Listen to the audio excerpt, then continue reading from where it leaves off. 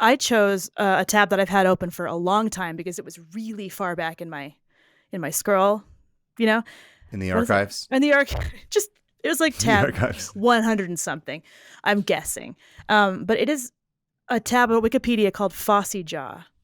And Phossy jaw. Phossy Jaw. Like Bob Fosse. Like Yep. this is It's just Bob when you Fosse's jaw. It's just his jaw. It has its got an own entire Wikipedia entry. I don't even have one. It's disgusting. Bob Fosse's jaw? What's wrong with it? It's just the jaw. Oh. Detached from his. Nothing's wrong with it. We all have one. Yeah, it's true. What the hell is Fosse? This is Fossy Fosse jaw? Or... Phossy jaw. That's what F-O. Nope. P-H-O-S-S-Y. Oh, P-H. And it's short. I should let you talk instead of just jumping Maybe. in and asking questions. I know you've been podcasting for a long time, but it's my turn. Okay. All right. Phossy jaw is short for phosphorus necrosis of the jaw, which is a disease that people would get who worked around white phosphorus. So if you had enough exposure to it, your jaw would start to rot away. This is disgusting. What? This is Why disgusting, does it go specifically just to your jaw? It kind of goes to your. I'll get there. So Okay. I found myself then clicking on the tab for white phosphorus, and I got overwhelmed because there's a bunch of long science words that I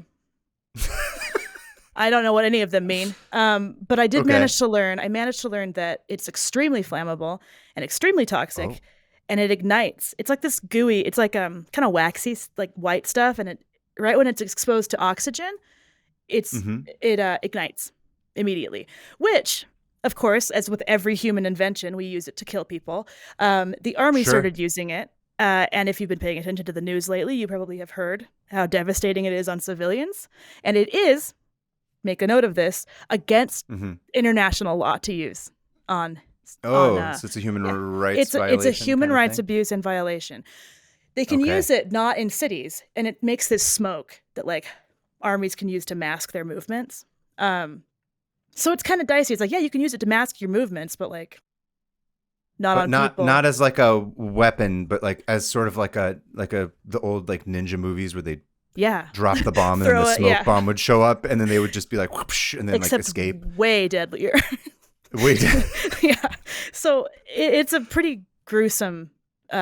It's really it does a number on your body and it's horrible. Anyway, gonna go a different direction to a different sad topic. So, another use for this is for matches, like matchsticks. So, okay. Back in the day, they were like, "Oh, dude, we can make this so much easier than the old like whatever they did," because remember, it ignites when it hits oxygen. So, once someone figured out a marketable use for that, of course, they started exploiting it. It was the like 1850s.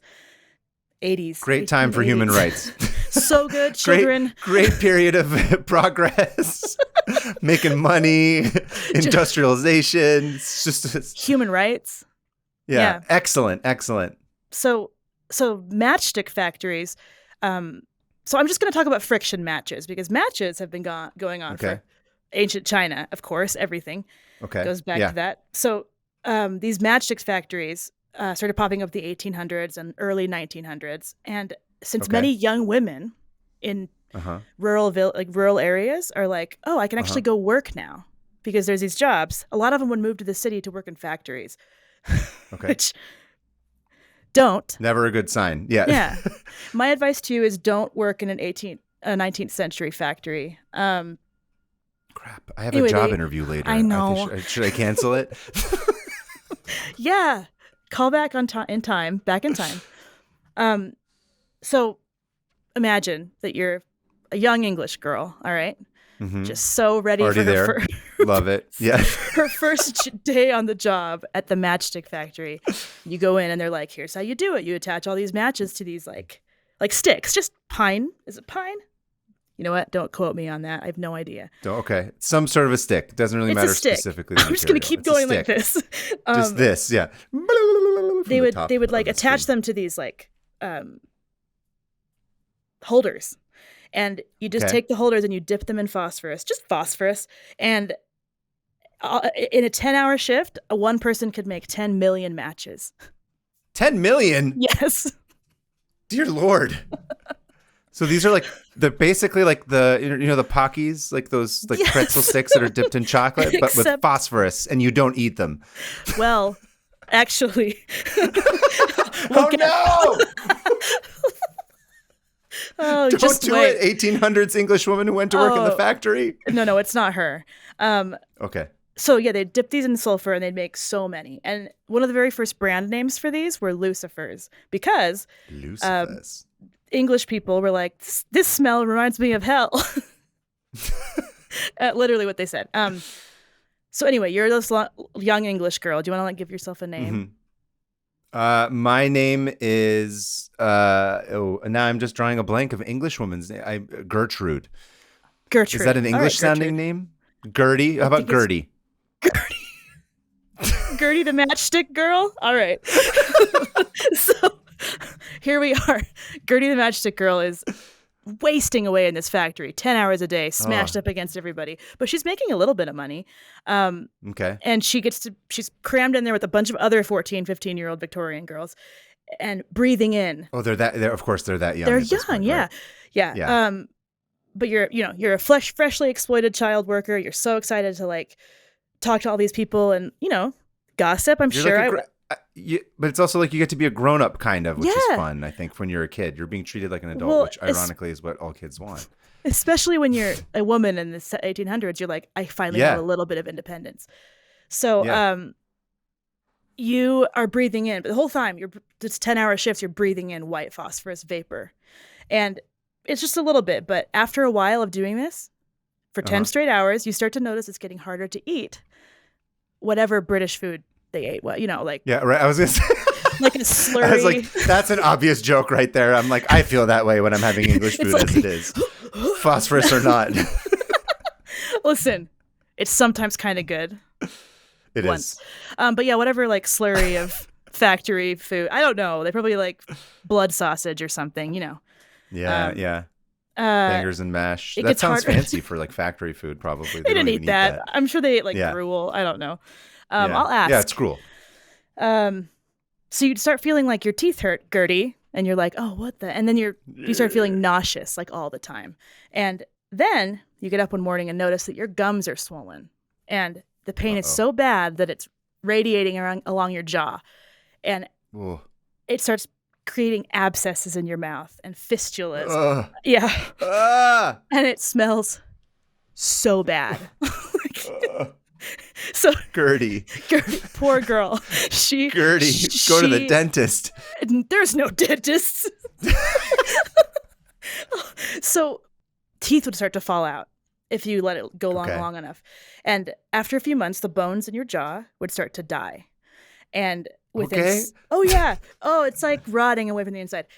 And then within 6 months, necrosis of the jaw has fully set in. And necrosis, I mean, maybe don't go open this tab. It's disgusting. Yeah, this sounds not fun. Yeah, I looked at a lot of things last night. Hannah looks at weird shit so that you don't have to. No, I do it because I have no self-control. But it's when the flesh starts to die and bone starts to die. So your jaw is pretty much like caving in or rotting off. And here's the thing. The factory foremen and the people who owned the factories knew about this. And so what? Yes. And they did nothing? They did nothing. That's so strange. No, never. How could you ever think they wouldn't do anything? Human rights can't, paragon. The factory workers are known, especially during this time, for loving their employees, taking care of them, giving them free health care. Another thing about my culture, we liked to, the English just liked to work people to death. That's not at all how it is anymore. It's totally changed. Yeah. Thankfully. Your breath would pretty much just smell like dying bones. I feel like that's the least of your worries is if your breath is bad. I just keep picturing the smell. Trying to have a conversation with your coworker. Well, like you go outside and the air is pretty much made of like coal dust because of all the. I guess that's true. Yeah, you're right. Disgusting. Everyone's, got Phossy jaw, breathing all over. Anyway. So You can imagine all this. All I'm just picturing is them just doing Phossy jazz hands the entire time. Crying. Yeah. Oh, my jaw. This is horrible. We're making a joke about it. I'm sorry. They're all dead. So they can't. Well, maybe they'll. Anyway. They'll haunt us. Anyway, so the pain is terrible, and it gets worse and worse until they're full organ failure. And that is, about 20% of people with Phossy jaw untreated die. The other ones will have their jaw removed or teeth removed or just, made so they can. Yeah. I mean, go look at photos of the Phossy jaw survivors. 20% is actually a little bit lower than I thought. I just assumed this would be like everyone's dead. Same. If you're getting like literal poison in your mouth, and it's interesting that it just goes specifically to the jaw. Yeah, like that's the area that, or I guess it comes in through the mouth and the teeth because you're breathing. It wouldn't like end up like in their lungs, like lighting on fire or something. Oh, interesting. That's a good question. No, but so remember the factory people knew about this, and right. There's this woman, Sarah. Mm-hmm. Oh, shoot. I think her name is Sarah. Of course I didn't write it down. Oh, no. I'm good at this. But she organized, she and a bunch of other women realized that everyone was suffering from these crazy jaw things and that the factory kind of knew about it. So they organized a huge walkout. Hell yeah. Yeah. So 1,400 teenage girls and young women walked out of the factory. Love it. And refused to work because... Good. It turns out there was studies already done on phosphorus and how it can harm you. And of course,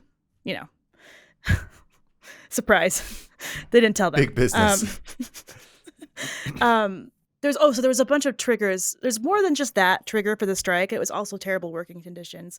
There just isn't time to go into that. I could talk about this for 5 hours. So anyway, the strike made the papers. Everyone started hearing about this.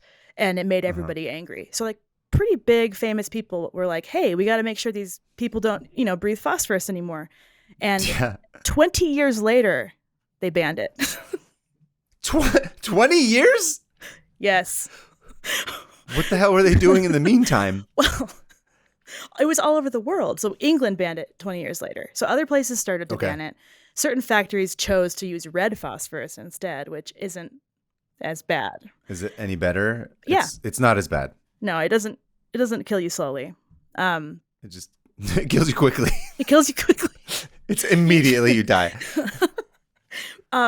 Anyway, but it kind of like one of the weird side effects of this is that in the paper everyone was like, "Oh, this is a new way to commit suicide." So people started eating the heads off of matches. What the hell? Whole boxes of matches. They said that one box of matches, just the heads, would kill a man. So, people would eat the heads off matches and die. Which, I'm sorry, just jump off the bridge, Sorry, you gotta like imagine, like the human imagination is so just, it never stops. Just you find out about one thing, like white phosphorus on matches, and they're like, I'm gonna eat a box of these things, like.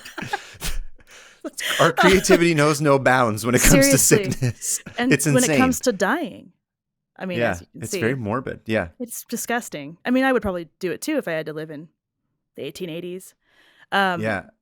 Another fun... anyway, they called this the London Match Girl Strike of 1888, which I want to say if I ever start like a dumb indie band, I want to call it the London Match Girl Strike or the Match Girl Union.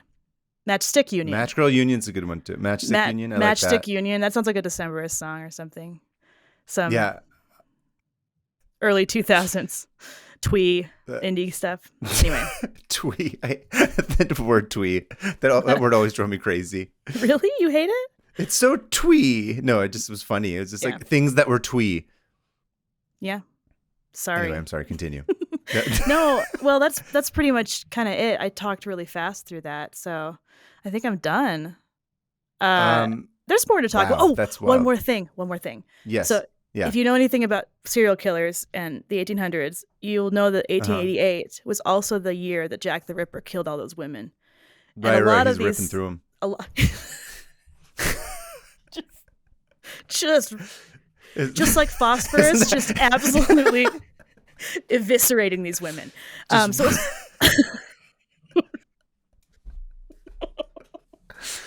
In other news, our show gets canceled after the second episode. They're all dead. No. So if that sets the tone. Like, it's a terrible time to be a woman, as is almost every time. So I was gonna say, as opposed to now, where it's like things are great. They're looking cheeky in the States. We love it. Oh, the U.S. loves women. Yeah, especially right now at this moment in time. Yeah. Anyway, so yeah, that's I feel like every episode we're going to be like, here's this horrific thing that happened in the past. Look at how different it is from now. And it's always going to be like, nope, nothing has changed. Nothing has changed. Capitalists are still capitalists. Yeah. And at least we don't use white phosphorus. Well, sorry, yeah, we do. I forgot, we do. Use white phosphorus. So matches still use phosphorus on them, or they don't anymore? No, in the 30s or 40s, they stopped using phosphorus and started using a compound of other things that was way less dangerous. Because even red phosphorus would like explode when it touched the air. So. Whoa. Anyway. That's crazy. Phossy jaw. Phossy jaw. It's disgusting. Phossy hands. It's disgusting. It sounds very unfortunate. Our thoughts. And I was going to say thoughts and prayers. Now I sound like a politician. Our condolences to everybody who had to experience that, because that sounds terrible.